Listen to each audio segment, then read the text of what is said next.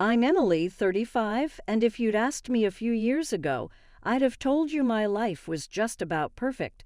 I was climbing the corporate ladder at a renowned company, making my way to a department manager position.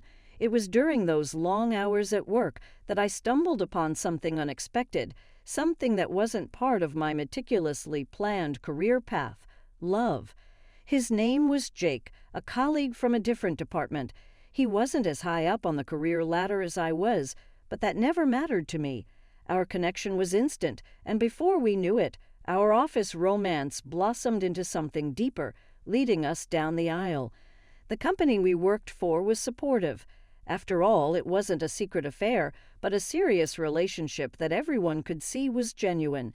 We were happy, living in a beautiful, spacious house that we bought together.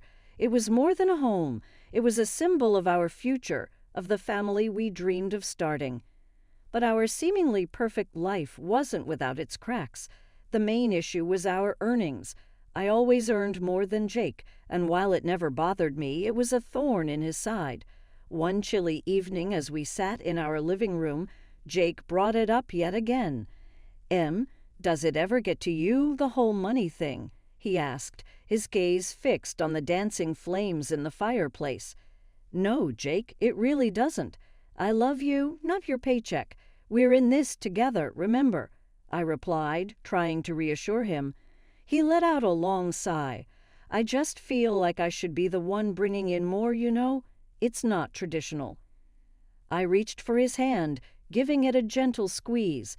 "We're not a traditional couple, Jake. We make our own rules. We're happy, aren't we?" He nodded, but his eyes didn't mirror the conviction in his voice. The topic was a recurring one, resurfacing every now and then, each time leaving a faint but lingering unease in the air. Life has a way of throwing you off course when you least expect it. That's exactly what happened to me, Emily, on a seemingly ordinary Tuesday. It was supposed to be a routine medical checkup, nothing more. I sat there in the sterile doctor's office, fidgeting with the hem of my shirt, waiting for the usual all clear. Instead, what I got was a jolt that turned my world upside down. The doctor, a kind-faced woman in her 50s, had a serious look as she delivered the news. "Emily, I'm sorry to tell you this, but you have cancer," she said gently. For a moment, everything stood still. The word cancer echoed in my head like a dreadful bell. Fear, disbelief, and a sense of unreality washed over me. What? Are you sure?" I managed to stammer, feeling my heart pounding in my chest. The doctor nodded, her expression empathetic. "I understand this is a lot to take in. We need to discuss your treatment options." Her voice faded into the background as I grappled with the shock. Cancer? Me? It didn't make sense. I was healthy, or so I thought. When I left the doctor's office, I felt like I was in a daze. The world seemed to go on around me, but I was stuck in that moment of devastating revelation. I called Jake as soon as I could. He answered after a few rings. "Hey, Em, how did the checkup go?" His voice was casual, expecting routine news. "Jake, it's not good," I said, my voice shaky. "What's wrong?" "Talk to me, Em," he replied, his tone shifting to concern. I took a deep breath, trying to steady myself. "It's cancer, Jakey. I have cancer." There was a heavy silence on the other end. Then, "Oh God, Em, I'm so sorry. Are you okay? Where are you?" "I'm still at the clinic. I'm not okay, Jakey. I'm scared," I admitted, feeling a lump forming in my throat. "I'll come right over. We'll face this together, Em." "You're not alone," he said firmly. Hearing his words, a small flicker of hope ignited within me. Maybe, just maybe, we could get through this nightmare together. The following days were a blur of appointments, tests, and consultations. I started my treatment, which included chemotherapy. It was exhausting, both physically and emotionally. Jake was supportive at first, accompanying me to my sessions, holding my hand, trying to be strong for both of us. But as the treatments took a toll on me, I noticed a change in Jake. His visits became less frequent, his reassurances felt more forced.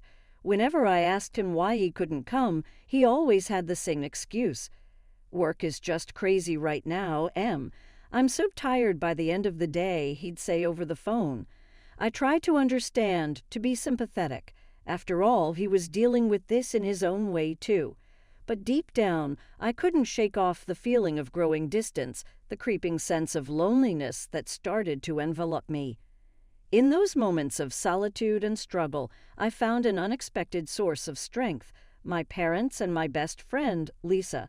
They were my rocks, calling me daily, visiting me whenever they could, offering words of encouragement and love. While I was trying to adjust to my new reality in the hospital, undergoing treatment, and dealing with the side effects, life outside continued. I missed our home, the comfort of our bed, the little rituals Jake and I had. Despite his decreasing visits, I clung to the hope that we were still a team. One day, Lisa came to visit. She brought some magazines, my favorite snacks, and a sense of normalcy that I craved. But there was something off about her. She seemed uneasy. "Hey, what's up? You seem a bit distracted," I said, trying to read her expression. Lisa hesitated before speaking. "Emily, I don't want to worry you, but something strange happened the other day." My heart skipped a beat. "What happened?" "Well, I was walking past your house and I heard laughter. Loud female laughter. It sounded like there was a party or something," she said cautiously. A cold shiver ran down my spine. A party? But Jake didn't mention anything. Maybe he had friends over. Lisa bit her lip, looking uncomfortable. "I don't know, Emily. It just felt weird, and I haven't seen Jake around much lately. I'm worried there might be someone else." Her words hit me like a ton of bricks. I didn't want to believe it, but the seeds of doubt were planted. Was Jake seeing someone else while I was stuck here fighting for my life? "I need to know, Lisa. I can't just sit here wondering," I said, a sense of urgency rising within me. "I understand, but what are you going to do?" Lisa asked, her concern evident. "I need to go home. I need to see for myself." I decided, my mind made up. "But Emily, your treatment—" "I know, but I can't ignore this. I have to know the truth," I interrupted, feeling a mix of anger, betrayal, and fear. Lisa helped me arrange for an early discharge. The doctors weren't thrilled, but my recent results were promising, and they agreed under the condition that I would continue my treatment on an outpatient basis. The drive home was nerve-wracking. Every possible scenario played out in my mind. I was scared of what I might find, yet I needed answers. As we pulled up to the house, everything looked normal from the outside. But the moment we stepped in, it was clear something was off. The place felt different, like it wasn't ours anymore. We heard voices coming from the living room. My heart pounded in my chest as we walked in, bracing for what we might find. To my utter shock, there was a couple sitting there, looking as surprised to see us as we were to see them. "Who are you? What are you doing in my house?" I demanded, my voice trembling with a mixture of anger and disbelief. The woman, probably in her late 30s, stood up. "I'm sorry, but who are you? We're renting this place." "Renting? This is my house. I live here with my husband, Jake," I said, struggling to process her words. The man, who had been quiet until now, spoke up. "We've been here for a couple of weeks. We made a deal with Jake. He said the house was going to be sold, and we were interested in buying it." My world came crashing down at that moment. Not only was there another woman in my house, but now I was being told that my husband, the man I trusted, was planning to sell our home without my knowledge. I felt like I was in a nightmare, one that I couldn't wake up from. As I stood in the living room of what was once a symbol of our shared dreams, the couple who had unwittingly walked into this mess looked at me with a mix of confusion and pity. They introduced themselves as Mark and Sandra, clearly uncomfortable but trying to be polite.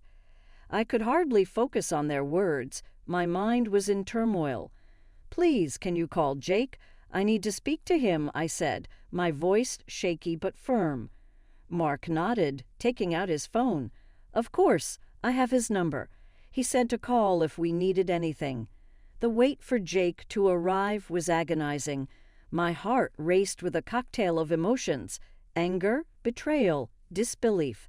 When he finally walked in, the look on his face was one of shock, but not the kind I expected. "Emily, what are you doing here? You should be in the hospital," he said, his voice tinged not with concern but annoyance. His reaction only fueled my anger. "What am I doing here, Jake? What are you doing selling our house behind my back?" He had the audacity to look irritated. "I can explain, Emily. It's simple, really." "Explain? Explain how you could betray me like this." My voice was rising despite my efforts to control it. Jake's expression hardened. "Listen, Emily, you're sick. The cancer might not even go away. I have to think about my life, too. I can't be tied down waiting for whatever comes next." I felt like I had been slapped. His words were cruel, unrecognizable from the man I thought I knew. "You're talking about selling our home, our life together, as if it's just a transaction. Is this really you, Jake?" Disbelief and hurt were evident in my voice. He shrugged, a cold look in his eyes. "It's practical, Emily. You're not going to make it, and I need the money to build my life. Besides, I would get this house anyway if you know." His words were like a knife twisting in my gut. The reality of his betrayal was worse than any suspicion I had harbored. "I can't believe you, Jake. After everything, this is what it comes down to? Money and convenience." I was struggling to hold back tears. Jake seemed unfazed. "Life goes on, Emily. Yours might not, but mine will. I need to think about my future." His brazenness left me speechless. I had imagined many scenarios, but nothing could have prepared me for the callousness I was witnessing. "And you think you'll just get away with this, selling our house, leaving me with nothing while I'm fighting for my life?" My voice trembled with a mixture of rage and pain. He shrugged again, a gesture that now filled me with revulsion. "I'm doing what I have to. You can do whatever you want, Emily. It doesn't matter to me anymore." I felt a surge of resolve amidst the chaos of my emotions. "I'll fight you on this. Jake and the company will hear about how you treat your sick wife. You won't get away with this." He scoffed. "Do what you want, Emily. I'm done here." With that, he turned and left, leaving a trail of coldness behind. I stood there, shaken to my core, realizing that the man I loved was a stranger to me now. I knew at that moment that this was a battle I had to fight, not just for my health, but for justice and dignity. After Jake left, a heavy silence filled the room. Mark and Sandra stood awkwardly, clearly wanting to escape the tense atmosphere. I couldn't blame them. "Look, I'm really sorry about all this. We had no idea," Mark said, sounding genuinely apologetic. "Yeah, we just wanted a place to stay. We didn't know about everything," Sandra added, her eyes full of sympathy. I gave them a weak smile. "It's not your fault. You were just looking for a home. They offered to leave, but I insisted they stay. It wasn't their fault that Jake had dragged them into his deceit." After they left, I sat down on the couch, my mind racing. I felt betrayed, angry, and helpless. But amidst all those emotions, a fiery determination was taking shape. I wasn't going to let Jake walk all over me. The next morning, I called my lawyer and explained everything. He was shocked but promised to help me fight this. "Don't worry, Emily. We'll make sure he doesn't get away with this," he'd assured me. I felt a small glimmer of hope. With my lawyer's help, I would fight for what was rightfully mine. Next, I knew I had to confront Jake at work. It wasn't going to be easy, but I needed to face him. I wanted him to know that I wasn't going to back down. I arrived at the office, my heart pounding as I walked through the halls. I could feel the eyes of my colleagues on me. They knew something was up. I knocked on Jake's office door and pushed it open without waiting for a response. Jake looked up, his face a mask of surprise and annoyance. "Emily, what are you doing here?" "I'm here to tell you that I know everything, and I'm not going to let you get away with it," I said, my voice steady despite the turmoil inside. Jake scoffed. "What are you going to do? You're sick, Emily. You should be resting, not causing a scene." I took a deep breath, steadying myself. I've spoken to my lawyer. We're going to fight you on the house, and I'm going to tell the bosses about what you've done. Jake's face hardened. You think you can scare me? Go ahead, tell them. See if I care. I met his gaze squarely. I'm not trying to scare you, Jake. I'm telling you what I'm going to do. You can't just throw me away because I'm sick. Jake leaned back in his chair, a smug look on his face. You really think you can win this? I'm not the bad guy here, Emily. I'm just trying to move on with my life. I felt a surge of anger. By selling our home, by leaving me with nothing. Jake shrugged. Life is tough, Emily. You should know that better than anyone. I shook my head, disgusted. I can't even recognize you anymore, Jake. You're not the man I married. Jake's expression didn't change. Maybe you never really knew me at all. With that, I turned and walked out of his office.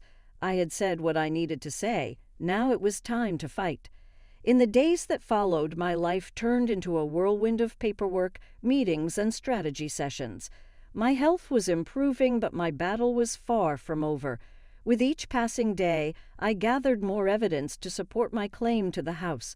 My larger financial contribution was a strong point in my favor, and I was determined to see this through. My lawyer was optimistic. Emily, you have a solid case. The numbers don't lie, and given the circumstances, it's unlikely a judge will side with Jake, he assured me over the phone. The relief I felt was palpable. Thank you, I replied. I appreciate your help more than you know. We're not there yet, but things are looking up, he cautioned. I understood. The legal world was unpredictable, but for the first time in a while, I felt like I was standing on solid ground. At work, the atmosphere was tense. My confrontation with Jake had become office gossip. Some colleagues whispered in corners, while others offered quiet support. It was uncomfortable, but I couldn't let it distract me. I decided to meet with our bosses and lay everything out. It was a tough conversation, but necessary. I told them about Jake's betrayal, the house, everything. They listened, their faces a mixture of shock and empathy. We're so sorry, Emily. This is unacceptable, one of them said. The situation with Jake will be dealt with. This behavior can't be tolerated, the other added. Hearing their support was a relief. I didn't have to face Jake at work anymore. Days later, they called to tell me they had let Jake go. His actions didn't align with the company's values. It was a small victory, but it meant the world to me. My health was on the upswing. The treatments were working, and my doctors were hopeful. It was a glimmer of hope in a sea of chaos. One evening, as I sat in my small rental, contemplating my next steps, my phone rang. It was Jake. I hesitated but answered. Emily, please, we need to talk. He sounded desperate. What's there to talk about, Jake? I asked, my voice firm. I was wrong. I've been fired. I'm sorry, Emily. I didn't think it would come to this, he said, almost pleading. I took a deep breath. You hurt me, Jake, deeply. I can't just forget that. I know. I regret it. Can we find a way to settle this without going to court? He asked, sounding beaten. After a short pause, I replied, I will not back down. Never. There was silence on the other end. I understand. I'll have my lawyer contact yours, he finally said. Jake's call didn't change anything. He had shown his true colors, and there was no going back. I was a different person now, stronger and more determined. After the dust settled with the house and my divorce, I found myself standing at the beginning of a new chapter. It was a strange feeling, like stepping into the unknown after a long, turbulent journey. My health was improving, but the road to full recovery was still ahead of me. One afternoon, I was at the clinic for a checkup. The waiting room was quiet, just the hum of the air conditioner filling the space. When the nurse called my name, I followed her to the examination room. Dr. Simmons, my oncologist, greeted me with a warm smile. Good to see you, Emily. How are you feeling? Better, thank you, I replied. Taking a seat, Dr. Simmons smiled as he reviewed my chart. That's what we like to hear, he said, looking up at me. Your latest scans show improvement. The treatment is working." I exhaled a sigh of relief. That's great news. "Yes, but remember, it's a long road. You need to take care of yourself," he reminded me. "I know, and I will," I assured him. He nodded, satisfied. "Good. We'll keep monitoring your progress." Leaving the clinic, I felt a mix of emotions. Hope, certainly, but also a sense of responsibility. This was my life, and I had to take charge of it. Back at work, I threw myself into my projects. It was a distraction, but also a reminder that I had a purpose beyond my illness and personal troubles. One day, I was in the break room when I overheard a couple of colleagues talking. "Did you hear about Jake? He's trying to get his job back," one of them said. "Really? After what he did? Good luck with that," the other replied. I stayed silent, stirring my coffee. Jake's choices were his own. I had my path to follow, and it didn't include him. After work, I met up with my friend Sarah for dinner. She had been a rock throughout everything. "How are you holding up?" she asked as we sat down. "I'm okay, taking it one day at a time," I answered. "That's all you can do. And hey, you're doing amazing," she said, offering a reassuring smile. I nodded. "Thanks. I couldn't have done it without your support." "We're in this together," she said, raising her glass. "To new beginnings." "To new beginnings," I echoed, clinking my glass with hers. The next few months were a blend of routine and small victories. Each doctor's visit brought good news. My strength was returning, and with it a newfound determination to live life on my terms. The treatments had worked, and the doctors were optimistic. I was officially in remission. As I walked into the office that morning, I felt a sense of pride. I had not only kept my job through the toughest times, but also excelled. My team greeted me with warm smiles and congratulations. The workday was busy, but I didn't mind. Being productive gave me a sense of normalcy. Later, I met Sarah for lunch. She had been more than a friend. She was my pillar of strength. "You look radiant, Emily," she said as we sat down at our favorite cafe. "I feel it too, Sarah. It's like a new beginning," I responded, smiling. "And you deserve every bit of it. So what's next for you?" she asked, sipping her coffee. "I've been thinking about that. I want to give back, maybe volunteer at the cancer center, share my story, help others," I said, the idea resonating with me more and more. "That's wonderful, Emily. You'll be amazing at it," she encouraged. After lunch, I went for a walk in the park. The sun was shining and the air was fresh. I took a moment to sit on a bench and just breathe. Life was precious, and I was here, living it. As I walked back home, my phone rang. It was my boss, Mr. Thompson. "Emily, good news. The board has approved your proposal for the new project," he said. "That's fantastic. Thank you, Mr. Thompson. I won't let you down," I replied, excitement building up. "I know you won't. Keep up the good work," he said before ending the call. Back at home, I reflected on my journey from the shock of my diagnosis to the betrayal and divorce. It had been a roller coaster of emotions, but here I was, standing tall. I decided to write a blog post, sharing my story with the world. As I typed, the words flowed effortlessly. It was a story of pain, resilience, and ultimately, triumph. When I hit publish, I felt a sense of liberation.